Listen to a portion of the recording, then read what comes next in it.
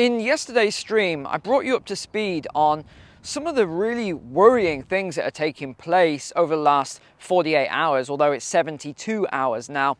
This involved Iran's ballistic missiles being supplied to Russia, giving them more short-range targets. It also involved what's actually taking place in, across a number of oceans or seas at the moment, with the Russia and China largest military drills in the last 3 decades. It's pretty concerning stuff, but today I want to build upon another aspect of that, which is what is going on with the BRICS alliance, which was originally Brazil, Russia, India, China. They added South Africa, and then last year they added Egypt, they added Saudi Arabia, the UAE, Ethiopia, and of course Iran. Now, Iran is the key one, I think, in the alliance, as well as Saudi, who inadvertently have said that they're going to come off the petrodollar system, which is in effect the nail in the coffin for the US petrodollar eventually. It will take a long time to come through. One thing I want to just bring to your attention as well is the announcement that took place on the 2nd of September, which was Turkey, a NATO and EU country, have officially applied to join BRICS as well. And by the way, it is incredibly windy down here on the beach, so I'll have to clean this audio up afterwards of all the wind noise. But this is a pretty serious development for Turkey to make that sort of a bold move. And BRICS in itself is making very bold moves all the time. In fact, there are 9 that we know of official applications to join BRICS this year. And I've got the list here just so you can see how serious this is. This is Algeria, Bangladesh, Indonesia, Mexico, yes, Mexico on the US border, Nigeria, Senegal, Turkey, Kazakhstan, and Thailand have all said that they want to join this year, are putting in applications.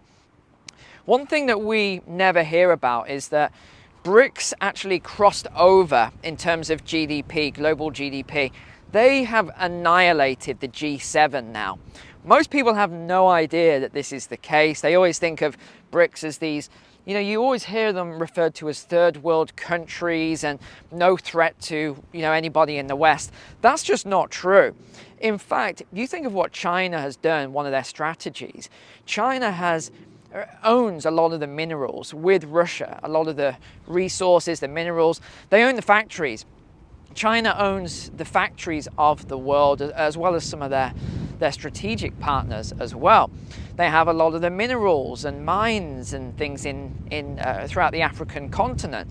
They've just forgiven a lot of the African nations' debt as well. Now, one thing that people don't really talk about enough, and a lot of economists don't talk about, is what do you think is going to happen once they get this payment system set up? They're already trading between themselves in their own local currencies. What do you think is going to happen once they get rid of the dollar system? And I've asked you this question a few times before, because can you imagine what would happen if these nations just decided to cut off the minerals and cut off a lot of the exports to the West and said, you know what, we don't want your currency anymore, we don't want your dollars anymore? This would be, you'd see a war begin. You'd see a global war begin right away, because that just wouldn't be tolerated by the G7. Our standard of living in the West would collapse in a very short space of time. Which is interesting, because that's exactly what Putin has just announced. He's going to be restricting uranium, titanium, and nickel and other exports now, and he's only going to be trading with his partner countries. Now, you think how much of the natural reserves Russia holds. It's 22% of gas, 23% of gold, 55% of diamonds, and is a major global supplier of metals like nickel. It's the 4th largest uranium producer, and it controls 44% of global uranium enrichment capacity. So this is pretty serious stuff. Now, on top of this, one of Russia's key partners, I would say the three key partners of Russia are China, North Korea, and of course Iran. Well, North Korea they've had a lot of meetings this year, but they've just come out with a very strong statement that they're going to be pretty much going all in on their missile capacity now. And the sort of missiles they're going to be producing are nuclear missiles. And Kim Jong-un just put out a statement and he said he's doing this because we face various threats posed by the United States and its followers. He said they now are facing a grave threat from what it sees as a US-led nuclear-based military bloc in the region.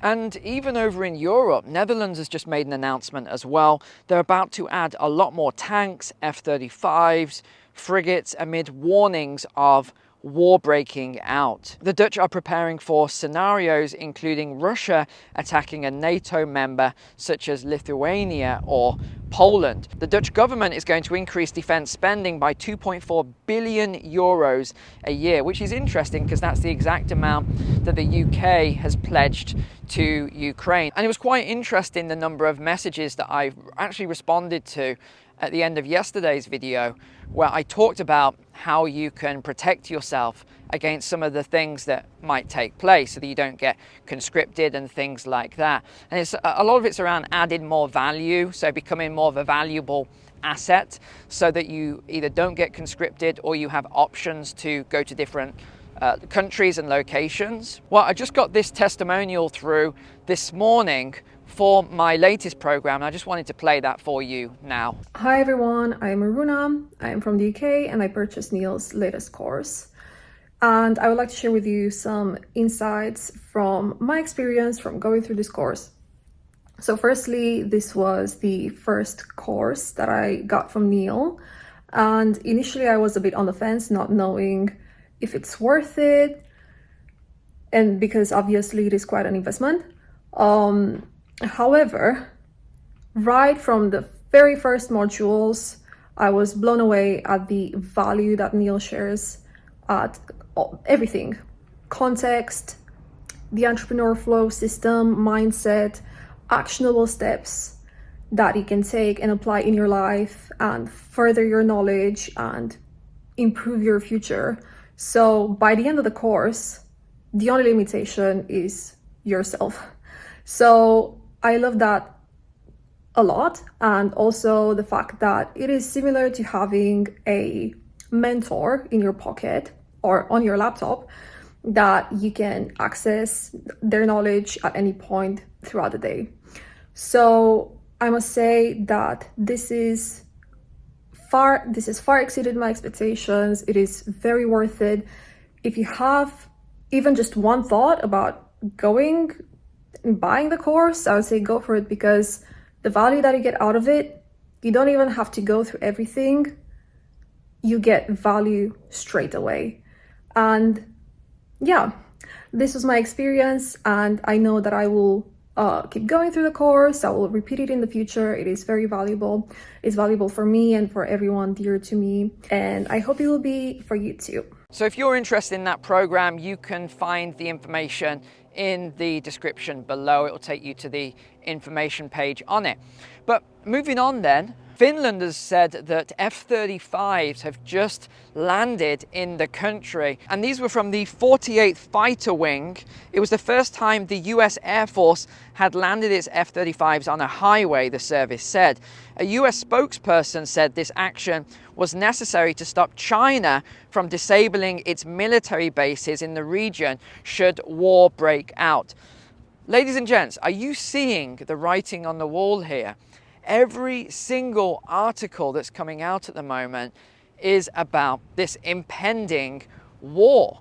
It's everywhere you look, and yet, unfortunately, there's a number of people in society who they think this is all going to go away. They think nothing's going to happen, there's not going to be any conflict, we don't need to worry about any of this.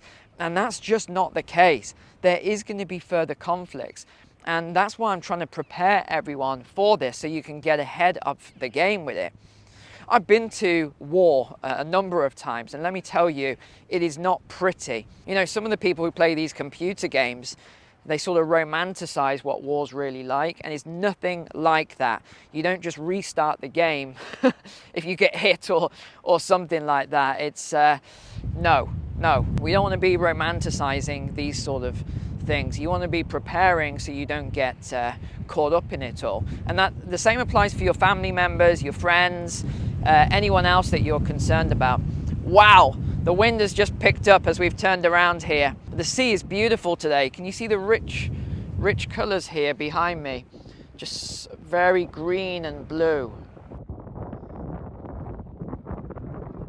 And I don't think it's an overstatement to say that the UK really is falling apart. For 1/3 of my subscribers are UK based, another third are US, and then the rest are sort of spread out all around the world. I'd love to know where you're watching from actually today. But one thing that's just come out is the Justice Secretary Shabana Mahmood in the UK has sparked outrage after confirming that a lot of the inmates that have been released from prison are going to be put into taxpayer-funded hotels. Oh gosh, not this again. Didn't we just clear out all of the hotels? And now we're putting people back into them again. So this comes after 1,700 prisoners were just released this week, with another 5,000 to follow in the coming weeks. But a lot of these inmates have actually expressed concern about being left homeless. They've been released and they have nowhere to go. That's why some of them are going into hotels. And the Metropolitan Police just released a statement to say that a 28-year-old man who was released from prison on Tuesday has been arrested again on suspicion of assault of a sexual nature, shall we say, and aggravated public order offence. Wow, so one's been released and is already been arrested again. Let's see what happens with goodness me. And this whole argument over the winter fuel payments is getting really out of hand now. If you're not in the UK, you probably aren't aware of this, but the government's trying to save money. They've got this £22 billion black hole, which ironically enough, I covered this on a video last week, is the exact amount of money that they have lost from fuel duty due to electric vehicles. What a coincidence. So again, you can watch that video and it goes into what I think is really going on with all of that. But they're trying to plug this hole. And how are they trying to plug the hole? They want to take away the pensioners, the most vulnerable people in society, who get an extra payment for heating in winter. They want to take that away from them because it will save £1.4 billion. But what's interesting is, as soon as they announced that, you know what they talked about straight afterwards? They talked about how they need to raise more money for weapons to send to the Ukraine war. So they need £2.4 billion a year. So really, if you think about that, I know some people will say, oh no, you can't think in that way, but I do. What they've actually done is they've taken £1.4 billion away from the pensioners, and you should see the risk assessment on this, by the way, about the number who are likely to die this year because they haven't got heating, and they've given it to the weapons manufacturers. That is the way I'm seeing it. Now, we talked before about how they want to extradite Elon Musk to the UK. Well, now they've completely changed it all, and they said that they want to bring him to a possible summons in the UK as an expert witness. Yes, they say they want to invite him as a key witness and a friend of the country. Oh yeah, right. Don't fall for it, Elon. Do not fall for that one. You really think they think you are a friend of the country? No, it's a trick. It's like the Telegram CEO. What happened to him when he landed his jet for a dinner? He was supposed to be having dinner with Macron. He got fooled. He got duped. And oh, here we go. We got a little dog. Got a little dog running behind here. He got fooled. He got tricked into it. So I think that's what they're going to do with Elon here. I can see this one come in. And then we got a crazy article of the week then. We got to talk about this one. Remember how we said before about the French and how they were stopping you from flying if there was a train that you could take instead? Well, you're not going to believe this one. So people have started, it's become more habitual now. People have started taking these trains, but now they've put these restrictions on the trains with luggage. So they said that you are limited to 2 large pieces of baggage measuring a maximum of 70 by 90 by 50 centimeters, plus a small backpack. So wow, you're not going to be able to do anything soon enough. They're just tightening their grip on everything. So they stop you flying, they put carbon taxes on your flights, then the carbon taxes go up to the hedge funds, to the people who are in charge of all the carbon stuff and the climate stuff. It's just this big loop of more taxation that's going on. But anyway, we could talk about this all day. Let's do a little 360 here. Look at this is beautiful. I'm just gonna enjoy the rest of my walk now, go for a nice walk for the next hour, and get this video edited, uploaded. And remember to check out the courses if you think they're right for you. Apart from that, take care. God bless you, God bless your family, and I'll see you tomorrow.